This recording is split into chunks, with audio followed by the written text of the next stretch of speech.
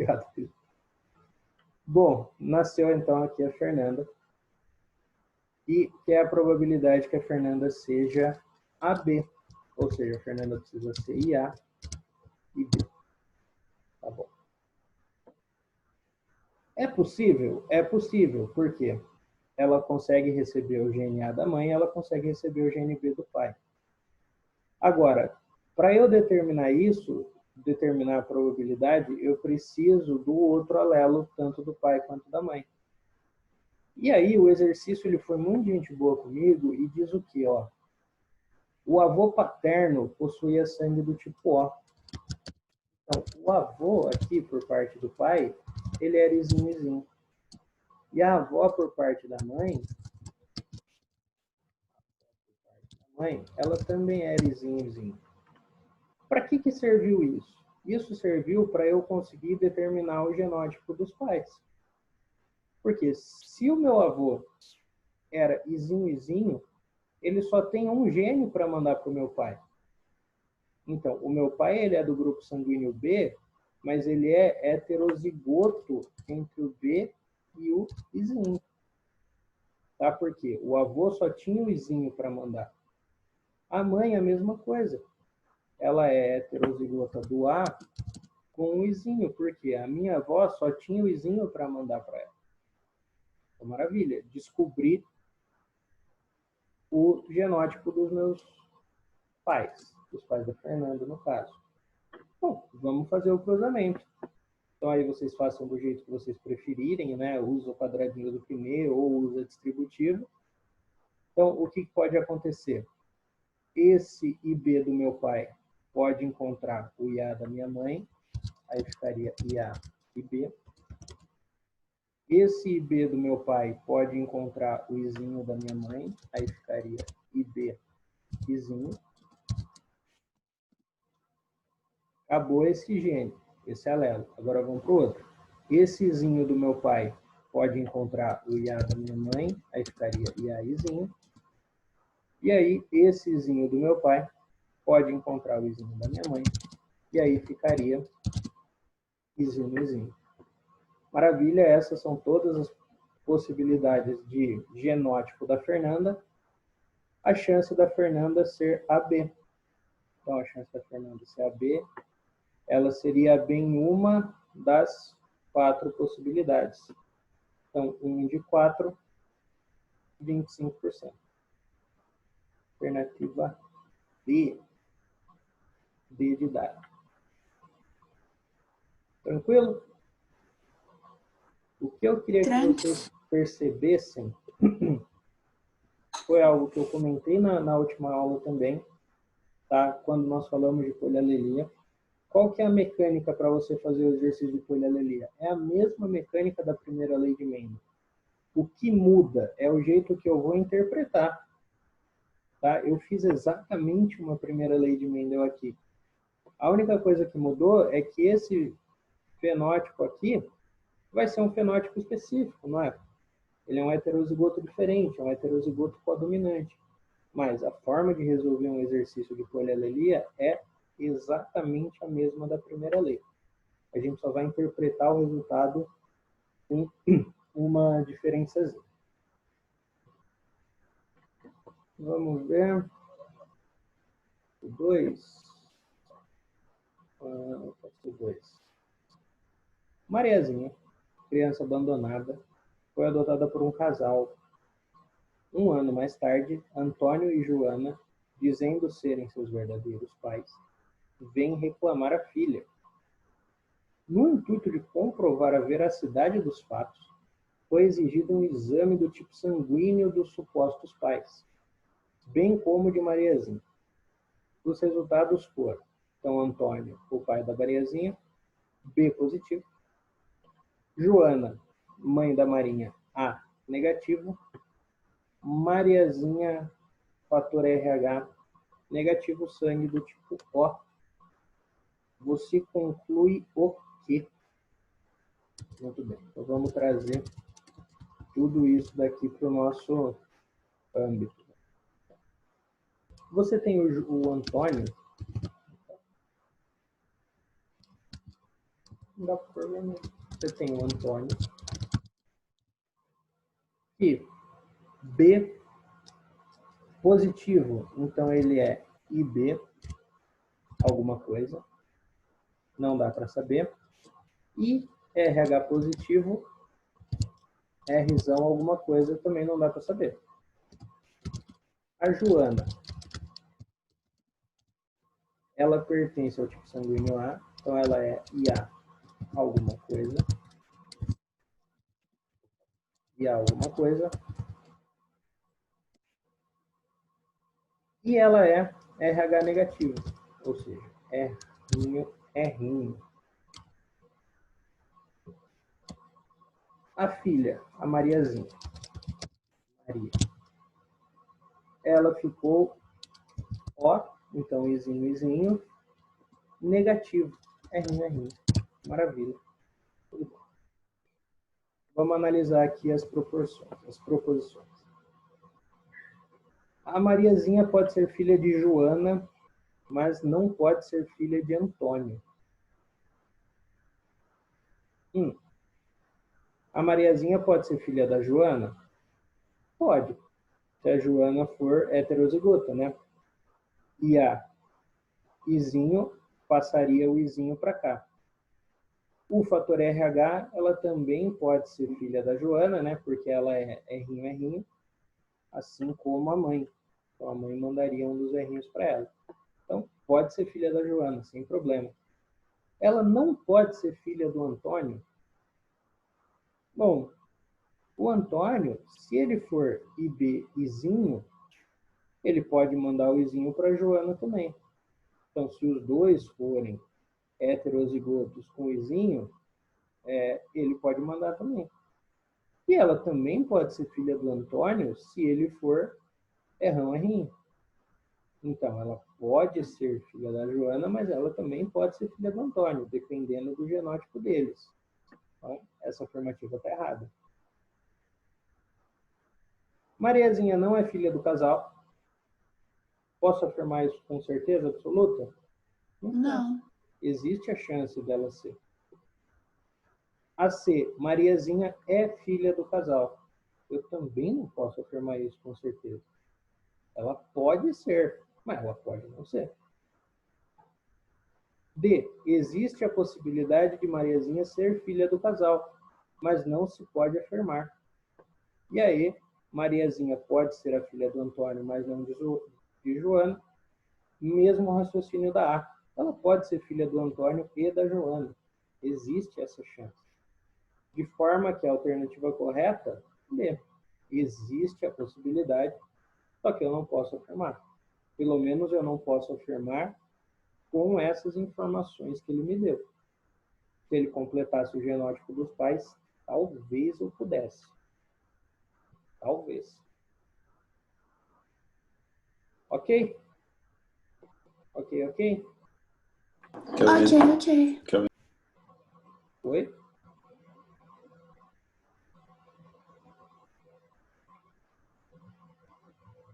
Vamos ver.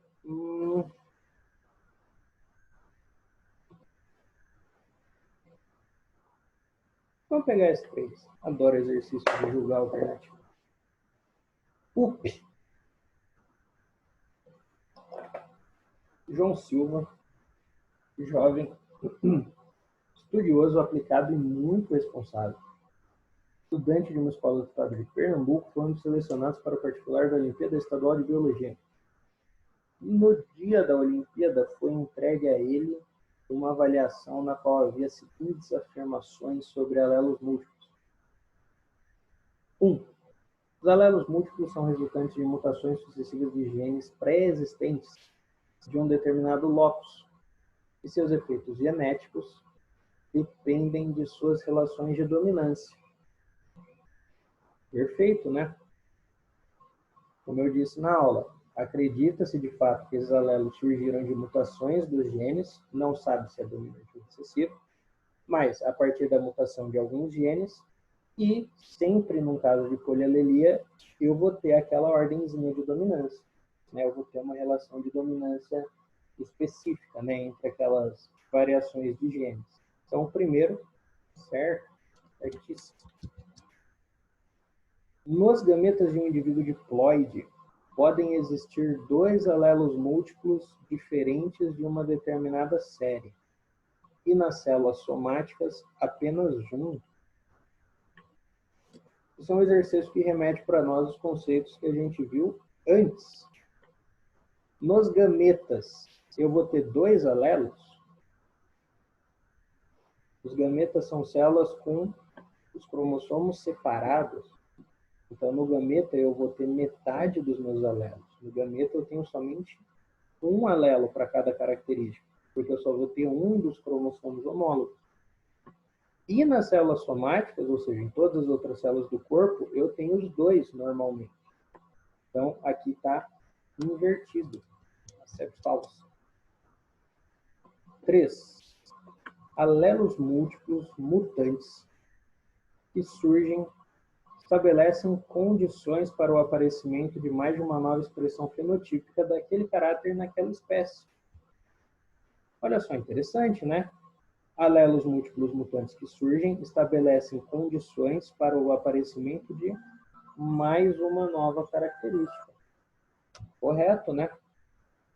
Antes eu tinha dominante e recessivo, agora que eu tenho mais alelos, eu posso ter mais características. Perfeito. Correto. 4. A determinação da tipologia sanguínea na espécie humana, a partir do sistema ABO, é um exemplo de polialelia, que ocorre em diferentes locos de cromossomos homólogos. E aí?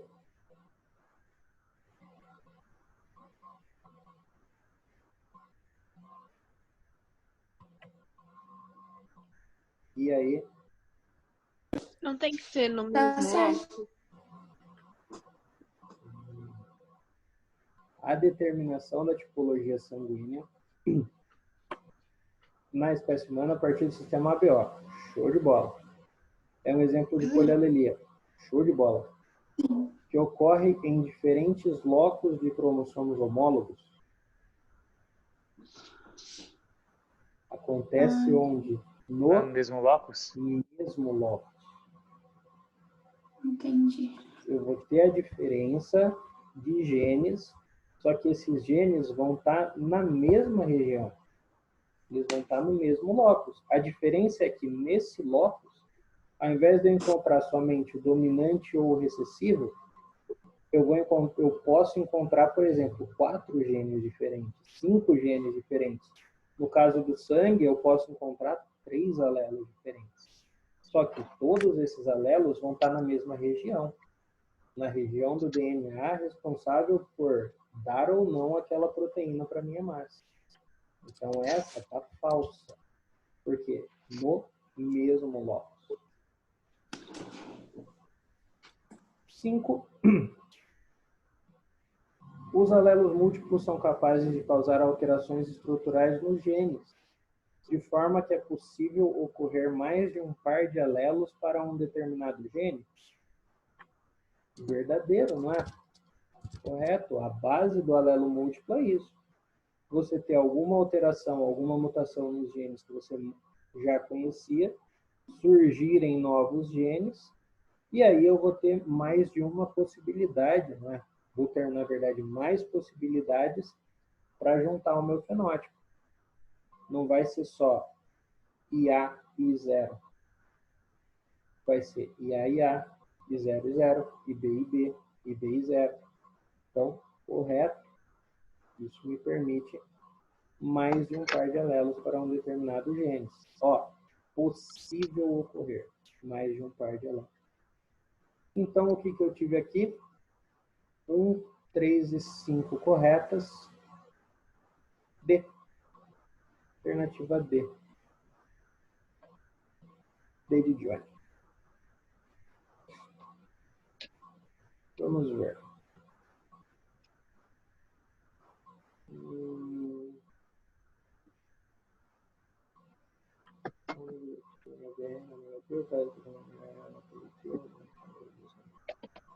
Casal, esse daqui é simplão, tá? Vamos ver, o casal tem 2 filhos em relação ao sistema sanguíneo ABO. Filho é doador universal, outro vamos ver se pode ser de boa. Um casal tem 2 filhos. Em relação ao tipo sanguíneo ABO, um dos filhos é doador universal e o outro receptor universal. Então, considere as seguintes possibilidades com relação aos fenótipos do pai. Então, eu vou ter aqui a mãe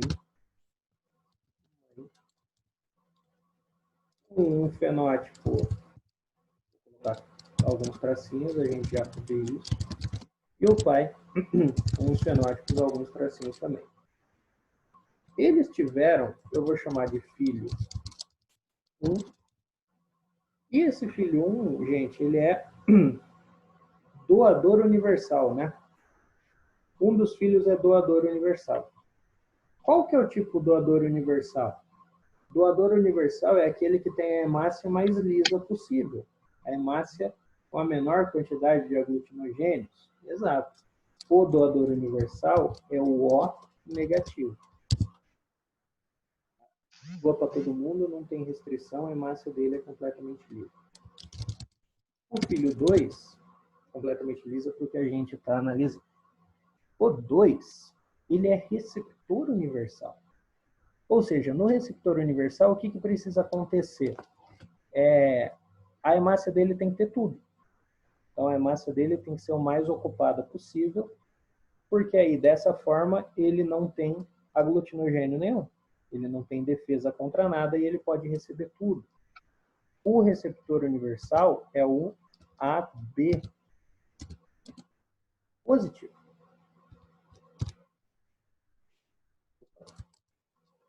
AB positivo. Beleza, então os filhos são esses daqui. Um deles pode ser do grupo A e o outro do grupo B. Então agora a gente vai desmistificar os pais para ter esses filhos aqui. Um deles pode ser do grupo A, o outro do grupo B? Pode, né? Em parte deve. Para você ter um filho AB, um indivíduo tem que ser A, outro indivíduo tem que ser B. Então, de fato, eles podem ser AB sim. 2. Um deles pode ser do grupo AB, o outro do grupo O. Então, vamos imaginar que a minha mãe seja AB, o meu pai seja O. Daria certo? A mãe AB, o pai O. Não daria certo nenhum dos filhos, né? Porque esse meu filho, para ser O, precisa receber um gene do O daqui e um gene do O daqui. Se a minha mãe for AB, ela não tem como mandar izinho para ninguém. E se um deles for AB e o outro for O, também não dá para ter a formação do genótipo AB. Um deles pode... Opa! Então, calma aí. A1 está correta. A2 está falsa. Os dois podem ser do grupo AB. Os dois podem ser do grupo AB? Se essa minha mãe for IA e B e esse meu pai for IA e B, daria para ter um filho O?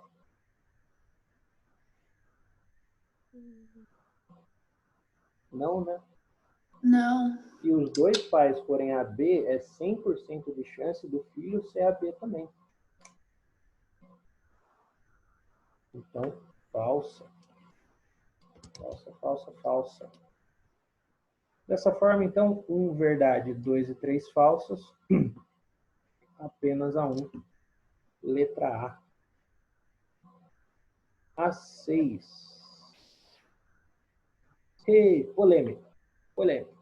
No romance Dom Casmurro, de Machado de Assis, Bentinho vive uma incerteza. Ezequiel, seu filho com Capitu, é mesmo seu filho biológico, ou Capitu teria cometido adultério com Escobar, aquela velha história do traiu ou não traiu. O drama de Bentinho começa quando no velório de Escobar, momentos houve em que os olhos de Capitu fitaram o defunto, quais os da viúva. Escobar havia sido o melhor amigo de Bentinho e fora casado com Sancha, com quem tivera uma filha. Suponha que à época fosse possível investigar a paternidade, usando tipos sanguíneos dos envolvidos. O resultado dos exames revelou que Bentinho era sangue tipo O negativo, Capitu AB positivo e Ezequiel era do tipo A negativo.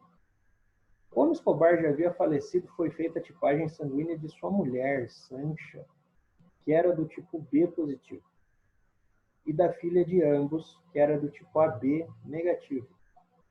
Com relação à identificação do pai biológico de Ezequiel, a partir dos dados da tipagem sanguínea, é correto afirmar que... Caralho!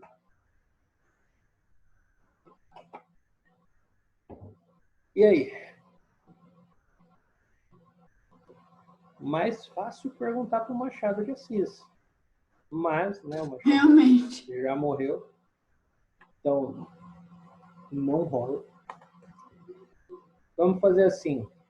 Essa nossa reunião vai acabar.